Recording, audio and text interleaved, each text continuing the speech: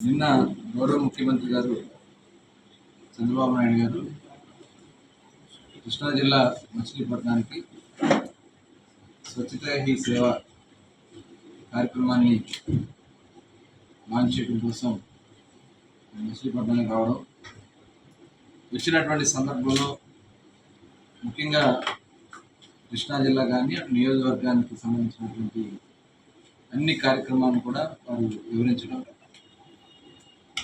చాలా రాబోయే కాలంలో మచిలీపట్నానికి మహదశకి ఇది నాంది కాబోతుందనేది ఖచ్చితంగా చెప్పచ్చు. రాజధానికి అతి దగ్గరగా ఉండే పోర్టు, రాజధానికి దగ్గరగా దీన్ని డెవలప్ చేసుకోవడానికి అన్ని అవకాశాలు ఉన్నాయి. అటు టూరిజం కానీ, ఇటు పోర్ట్ కానీ, అదేవిధంగా ఇక్కడ రాబోయే కాలంలో ఇండస్ట్రియల్ హబ్గా అభివృద్ధి చెందడానికి కానీ చాలా సోర్సెస్ ఉన్నాయి. ఆనాడు బ్రిటిష్ వాళ్ళ సమయంలో ఈ ప్రాంతం విరాజిల్లిందని చెప్పి నాకు చెప్పారు. మళ్ళీ అలాంటి కన్నా ఒక అద్భుతమైనటువంటి మహానగరంగా తీర్చిదిద్దాలని చంద్రబాబు నాయుడు చెప్పినందుకు వారికి ప్రత్యేకంగా ధన్యవాదాలు. అదే కాకుండా బందరు పట్టణానికి పట్టి పీడిస్తున్నటువంటి చెత్త సమస్య నిన్న వారు స్వయంగా దగ్గరుండి చెత్త క్లీన్ చేయటమే కాకుండా అక్కడ ఉన్నటువంటి డంపింగ్ యార్డ్ దాదాపు 1,00,000 టన్నుల డంపింగ్ ఉంది. డంపింగ్ అంటే మనం చెత్త పడేసినటువంటి చెత్త, తడి చెత్త, పొడి చెత్త, అందులో కొంత మెటల్స్, గాజులు, రకరకాలైనటువంటి వ్యర్థాలతో నిత్యం మరి ఒక భయంకరమైనటువంటి పరిస్థితులు ఉండేటటువంటి ప్రాంతం.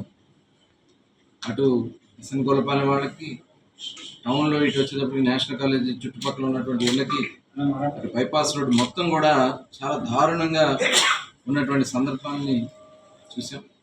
ఇమ్మీడియట్గా వారు దానికి ఎస్టిమేట్ వేయించడం జరిగింది. సుమారుగా 11 కోట్లు, దగ్గర 12 కోట్ల రూపాయలు, అంటే ప్రతిరోజు 100 టన్నులు చెత్త వస్తుంది. వచ్చినటువంటి చెత్తని ఏ రోజుకి ఆ రోజు సెగ్రిగేట్ చేసి ఏ రోజుకి ఆ రోజు డిస్పోజ్ చేయాలని చెప్పి ఆదేశించడం.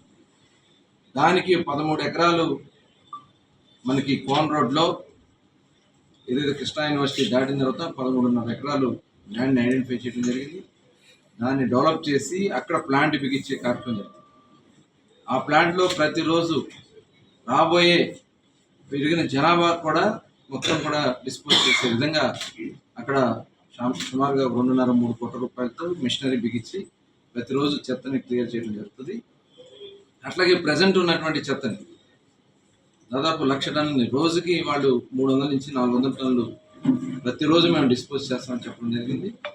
దాంట్లో వచ్చేటటువంటిది మట్టి, అట్లాగే కొంత రకరకాలుగా సెగ్రిగేట్ చేస్తారు. అవన్నీ కూడా లోతట్టు ప్రాంతాలన్నీ కూడా ఫిల్ చేసుకుని దానిపైన మంచి మట్టితో లేయర్తో ఫిల్ చేసుకోవాలని నిన్న చెప్పడం జరిగింది. దాదాపు రాష్ట్రంలో ఉన్నటువంటి 84 లక్షల మెట్రిక్ టన్నుల చెత్తని దశల వారీగా మొత్తం క్లియర్ చేయమని చెప్పి 1 year అని చెప్పి మరి నారాయణ గారు కూడా చెప్పడం కూడా జరిగింది. నిజంగా ఈ రాష్ట్రానికి పట్టినటువంటి దరిద్రం జగన్ రెడ్డి ప్రభుత్వం పోయింది కాబట్టి మళ్ళీ చెత్త కూడా పోతే మన దరిద్రం పోయినట్టే. వాళ్ళే పెట్టినటువంటి దరిద్రం ఇదంతా.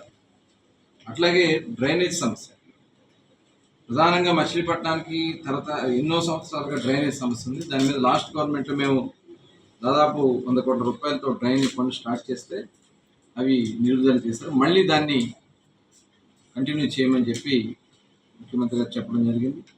తప్పకుండా అది కూడా ముందుకు జరిగితే మరి అందరికి పట్టినటువంటి వాటర్, ఎందుకంటే లోతట్టు ప్రాంతం, అవసరమైతే లిఫ్ట్ పెట్టమని చెప్పి కూడా ముఖ్యమంత్రి గారు చెప్పడం జరిగింది.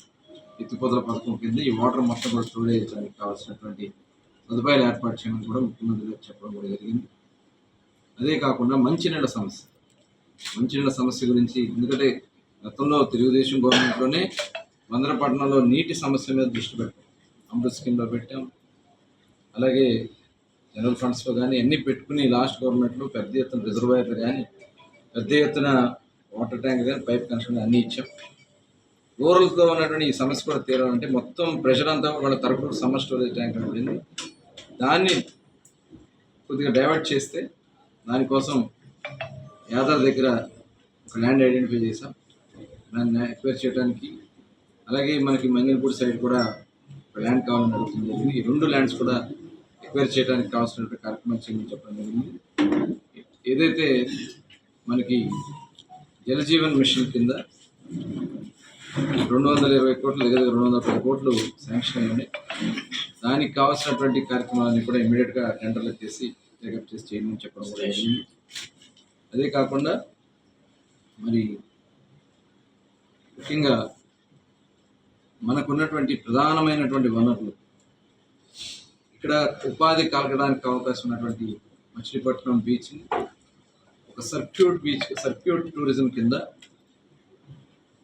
ఏదైతే ఇవాళ స్వదేశీ దర్శన్ స్కీమ్ కింద కేంద్ర ప్రభుత్వం దాదాపు 150 కోట్ల వరకు కూడా ఇవ్వడానికి అవకాశం ఉన్నటువంటి ఈ స్వదేశీ దర్శన్ స్కీమ్ కింద మరి దీనికి పెట్టాలని చెప్పి మేము రిక్వెస్ట్ చేసినప్పుడు తప్పకుండా చేద్దామని చెప్పి ముఖ్యమంత్రి గారు చెప్పడం, నిజంగా రేపు రాబోయే కాలంలో మంగళపూడి బీచ్ కానీ, బ్యాక్ వాటర్స్ కానీ, ఈకో టూరిజం కానీ, అట్లాగే హంసందీవ్ కానీ, అలాగే బుద్ధ విహార్ మనకి ఏదైతే కండసాల దగ్గర ఉందో ఇవన్నీ కూడా ఒక సర్క్యూట్ కింద చేస్తే అటు పెద్దపట్నం వరకు మొత్తం డెవలప్ చేస్తే టూరిజం ద్వారా కొన్ని దేశాలే నడుస్తున్నాయి. అంత అద్భుతంగా దీన్ని చేయడానికి అవకాశం ఉంది. అలాగే మచిలీపట్నం పోర్ట్ వారు సర్ప్రైజ్ విజిట్ కూడా పెట్టడం జరిగింది. ఉన్న దాంట్లో లేదు, బస్ ఎక్కి పోర్టు దగ్గర పోనండి అని చెప్పేటప్పుడు ఒక్కసారి అధికారులందరూ కూడా ఒకసారి ఉలిక్కిపడ్డారు. పోలీస్ అధికారులు కానీ, కలెక్టర్ గారు కానీ, రెవెన్యూ అధికారులు కానీ అందరూ ఉలిక్కిపడ్డారు. వారు అక్కడికి వెళ్ళి స్వయంగా చూసి ఉన్నటువంటి అన్నీ కూడా ఇమీడియట్గా కరెక్ట్ చేయమని చెప్పి